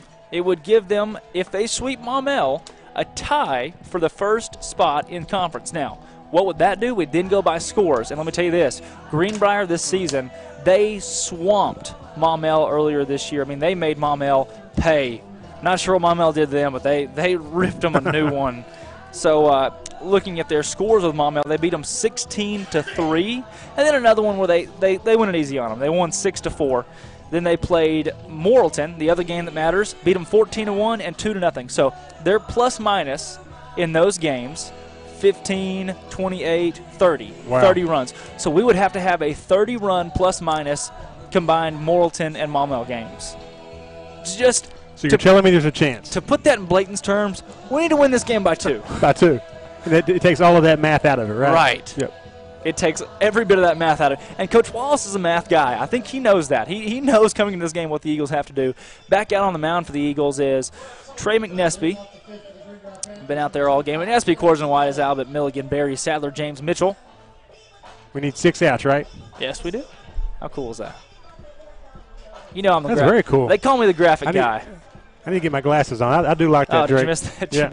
I saw it. I just couldn't see all the names on there. Now batting number 25. That's McCullum. The quality of production's always been there. It's not as something good. we take for granted. So you do a great job. Not as good as basketball, but we're getting there. No, that's an excellent graphic.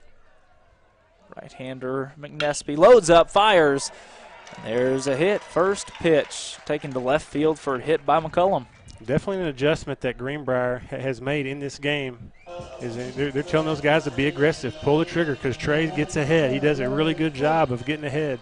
And, Coach Wallace and Coach Moore are definitely trying to counter that. But right.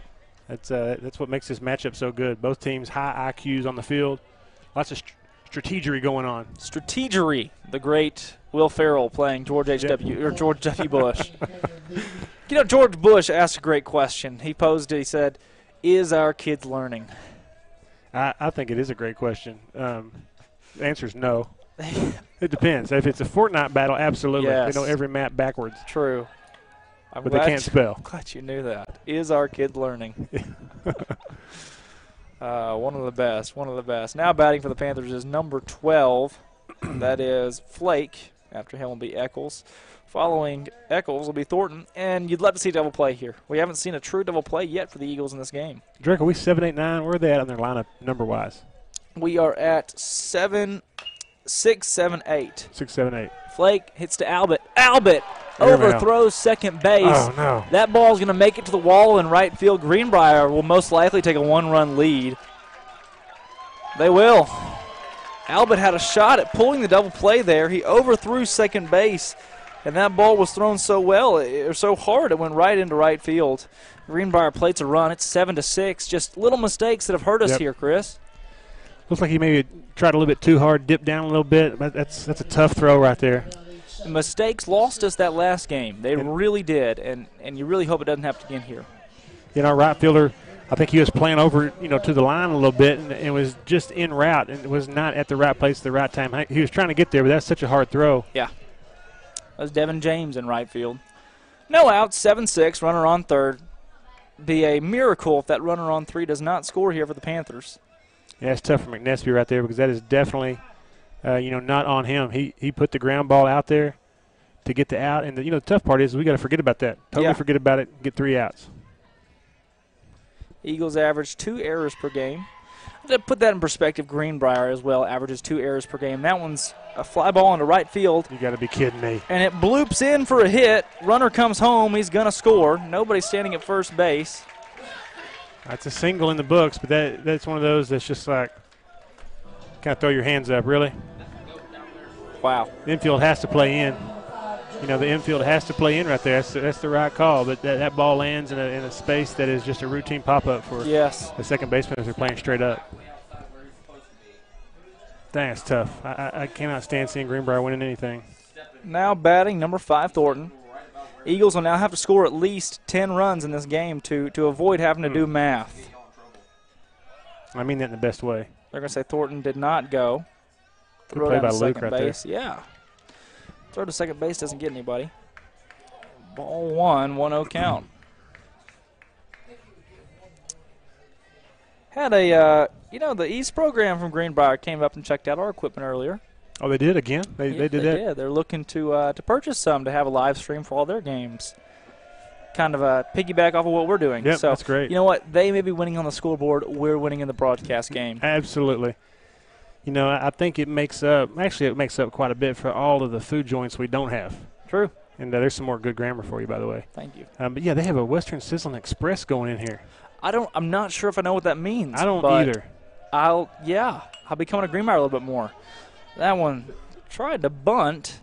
Gordon popped that one up past back behind us. Eagles led this one by 4-0. They then trailed 6-4. They then tied it 6-6, and they now trail 8-6 in the bottom of the fifth with no outs. And so many unearned runs here too. You know, McNespy's putting these guys are putting the bat on the ball. They're giving. That one's ripped into plays. left field. That one's deep. No chance for a play. It goes all the way to the wall. That's going to plate another run for the Panthers.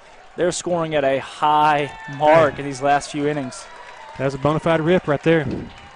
Nothing you can do about that. It's a lot of blue. It's a ton of blue. Still no outs here in the bottom of the fifth, but we've seen a lot of runs in this game. Wouldn't be surprised if we see a couple other. Trey McNespy has allowed 9 runs in this game. Not all of them are earned, but he's seen 9 runners cross the plate. Sure have. That was a good rip right there. You got to give it to him. Good at bat. I'd rather deal with that than a little Texas League bloop over the infield. You know, at least they earned that one. Now we've seen a lot of bloops, that's for sure. We McNespy working hard, but there's just been a couple hits that you're right. They're hard to call them hits. Yep. You know, he doesn't seem to be laboring. But that last pitch, you know, I think he's got to be frustrated. He's done a lot better job at that age than I would have. I probably would have been escorted out of here by the superintendent or the coach for sure. Right. I'd have some attitude issues, be frustrated. But, you love seeing these kids play under this type of pressure, so much poise and discipline out there. You know, it's win or lose. It's good to see a program like this, and it's definitely not on Trey. Every one of these guys in the field can kind of, think of one piece of the game that we could all do a little bit better. You know what I mean? So you don't want Trey to hang his head by any means. Right. A lot of baseball left in this season. Coach Wallace comes out and talks to him. He's going to stay in the ball game. Got a 1-0 count on the batter. Ben, can you help me out there? 1-0 count right now? The count is now 1-0. Yes.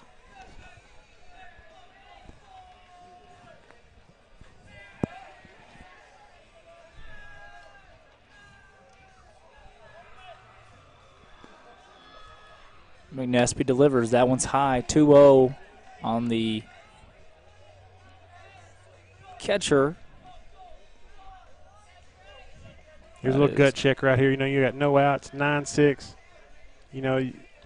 Again, win or loss. Oh, good pitch. Swing and a miss from Flag. Win or lose is one of those deals where, you want these guys just to keep fighting no matter what. And we still have 3 outs. Right. Who do we got coming up next, Drake? I couldn't tell you. Didn't mark that down. Wasn't able to. My apologies. I think Mitchell had the strikeout to end the inning. Yes, he did. You're right. You're exactly right. So that'll put after Mitchell should be James. Yes, it is. So you can get out of this right here. 2-2 count. The pitch. That one's knocked into left field. That's deep, and that ball's gone. Oh, gosh. It hits Mitchell the knocked wall. it down. Cody Mitchell knocks it down off the wall. It's going to possibly score a run. No, but nobody's there at third to cover for. Did he knock that back into, or did that hit the fence? I couldn't hear it. It hit the fence. I heard it hit the fence, yes. So it's going to be 9-6. Still no outs and no count. That's a base knock right there. That is a good hit. If you're the fielders, you can't really do anything about that. The pitch just missed its spot right there, I think, and Greenbrier takes advantage. Now up Steven Stewart. I'd be curious to know what the scenario is right here. These guys, the coaches can't just throw a guy over and over again. You have to really manage their innings, right? Right. Even at the high school level. And so there's all kinds of strategy going on. It looks like he's going to get some action going on in the bullpen here. Or maybe he's already got, I think, Kilo warming up down there. Yes. And getting ready. Kilo the lefty warming up. First pitch called ball. Now, I hate I missed the game senior night the other night, but it's great to see Corey Wilson. Saw some pictures on Facebook. He's had guy we played ball with, and he had a tough go of it. Had Tommy John surgery, right? Had the full, Yeah, he did. Elbow surgery there, and good to see him back out there. He only threw a few pitches, but Right. that doesn't matter, boy. The level of effort he had to put in to get back to that moment, big shout out to him, and I look forward to seeing him playing at CBC. Right. Definitely a big part of that state championship run last year. Yeah, no doubt.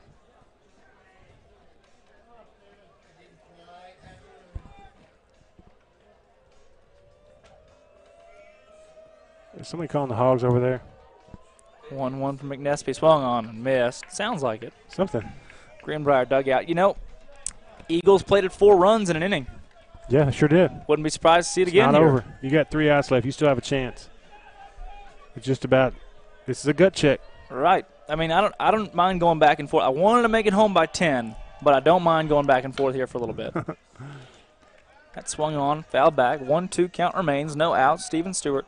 The good news is we are in Greenbrier. We can pick us up some really good food and take it home with us. True. I'm going to keep harping on that until somebody that knows anything about anything is going to tell me, hey, we're getting Yeah. something, a big buffet. We are getting a pizza joint.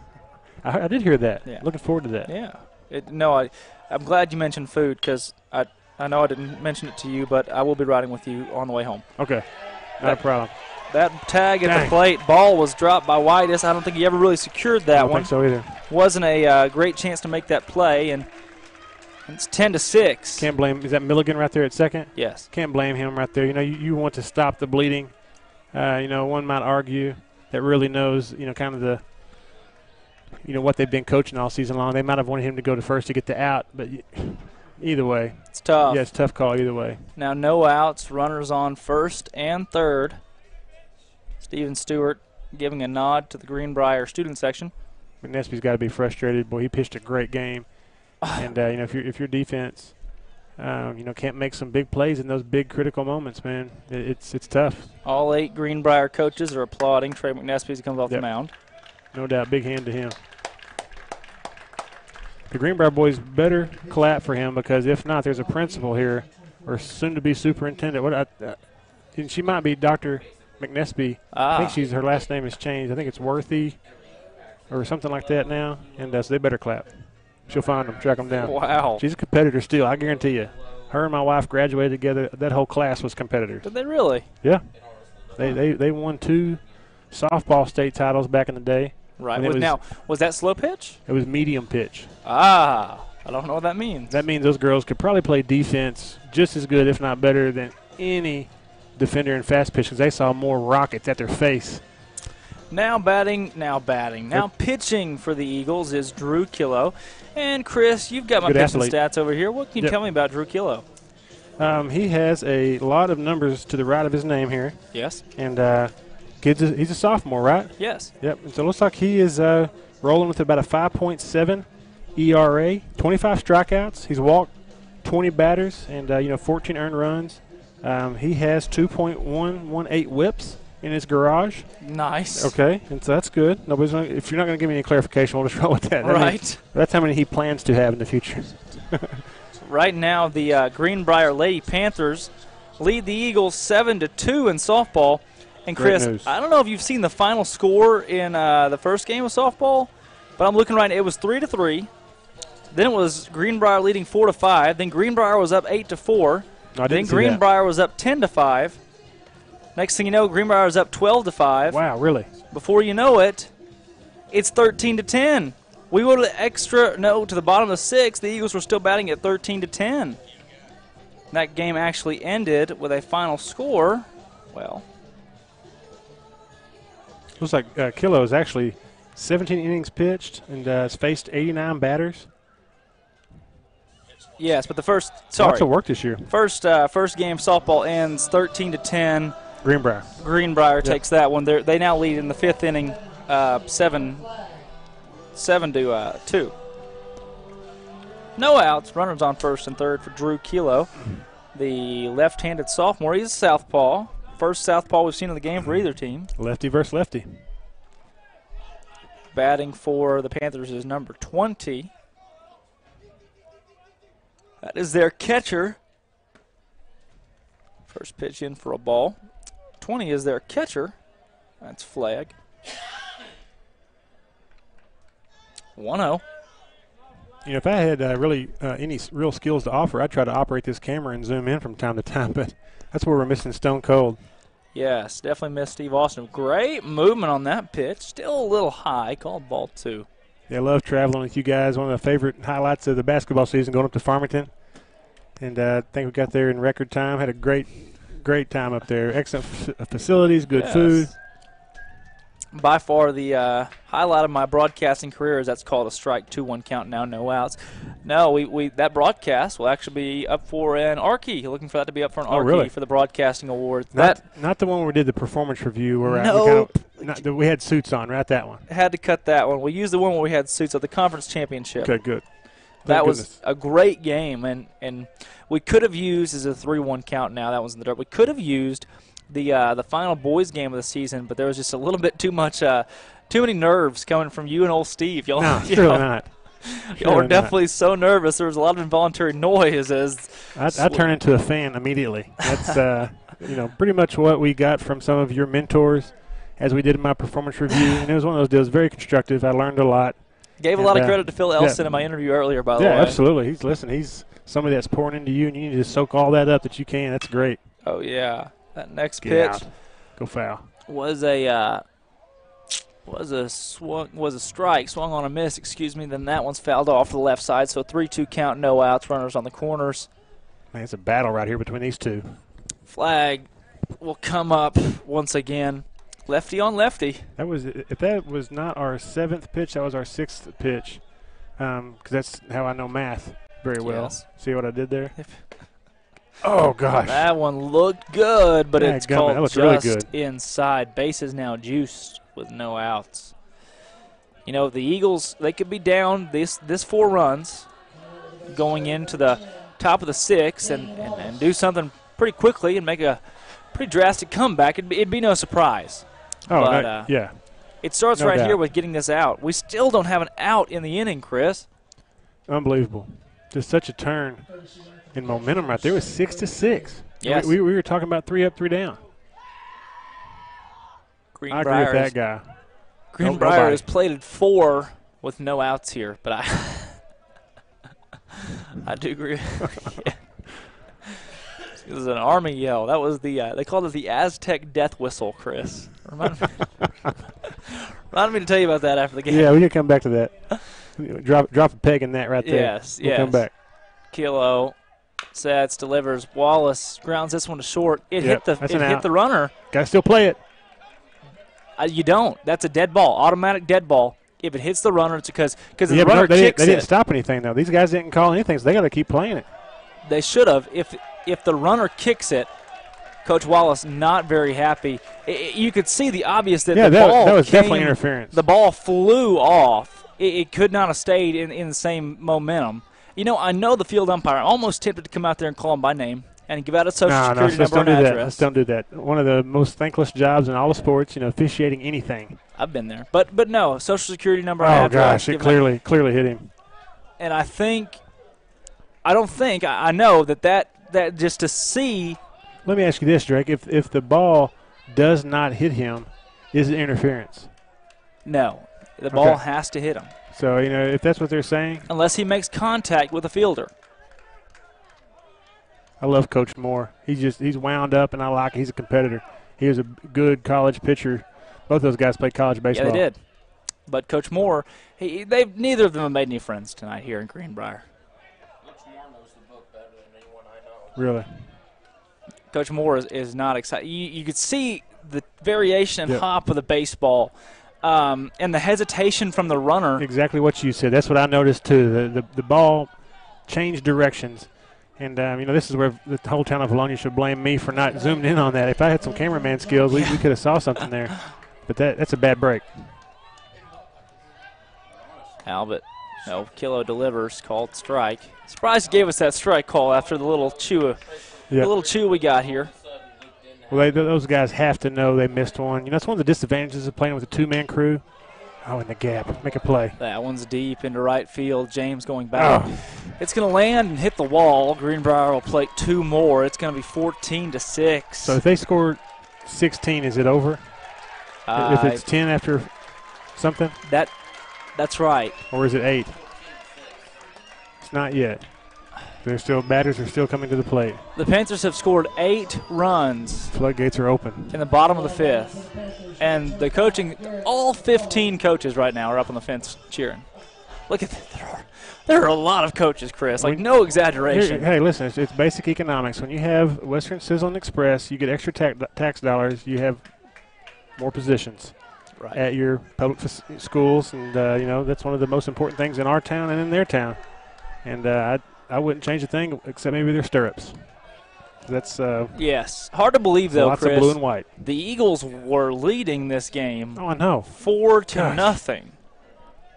Since then, Greenbrier has gone on a 14-2 stretch. That shows you Greenbrier is 11-1 coming into tonight, so 12-1 right now on the brink of being 13-1.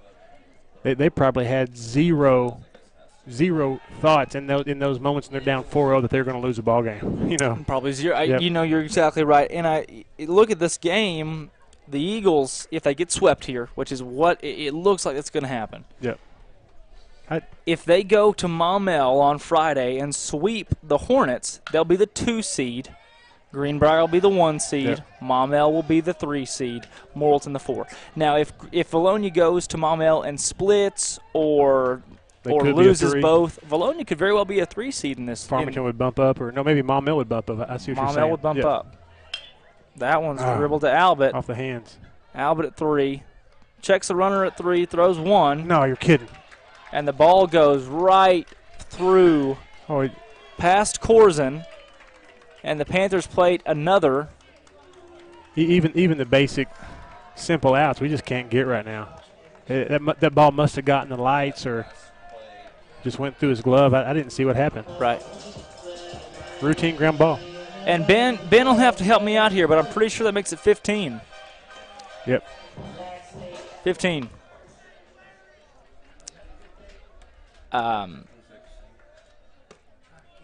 Hey, Drews came in here, though, and he's putting some balls in play that these guys should be making plays on. And it's just some bad breaks. That chopper, the high chopper that the guy looks like he interfered with in that last play, of course. I mean, we should be looking at definitely 2 outs, if not 3 or 4. You erase that high chopper, you erase 3, 4 of these runs on here, too. So there's Mr. Steve Wood. He's on the phone with the Umpires of America, trying to find out where this guy behind the plate came from. I was hoping he's ordering us Joe's Pizza. Surely. Cheeseburger thin. Either one. I'd be pretty excited. That delivery from Kilo. Low and inside. Ball. You know what? I guess while we're talking and comparing cities and pros and cons both sides, you got to give the Greenbrier PA announcers and I don't know what their titles are, facility coordinators or these guys they're excellent, man. The guy that does the basketball, he sings the national anthem. Yeah. He calls out all the announcements. He announces the game itself. It's impressive. And then this guy's done a great job too. I need to introduce myself once we're done here. You may know him, but he's done well done. Guy Eccles now up for the Panthers. He swings and misses at the first one. It's an 0-1 count. Had a big single in his last at bat. The great Will Ferrell once said, well, that escalated quickly. And I think we can apply that quote to this moment. Without a doubt. 0-2 count. Guy Eccles swings and misses. It's contagious. Once one person hits the ball, everybody wants to get up there and hit the ball. Looks like a big watermelon up there. These guys are just smacking it. Greenbrier averages just over 7 runs a game. They well surpassed that. That average is going to stay up there. The Eagles average 6 runs a game. They're right there. We just need to bat around and then everybody score. Okay, if we get 3 outs pretty quick, we can't let any of these runs score. But if we get 3 outs, anything. There's pass ball. Runners will advance. That's a broadcaster's jinx.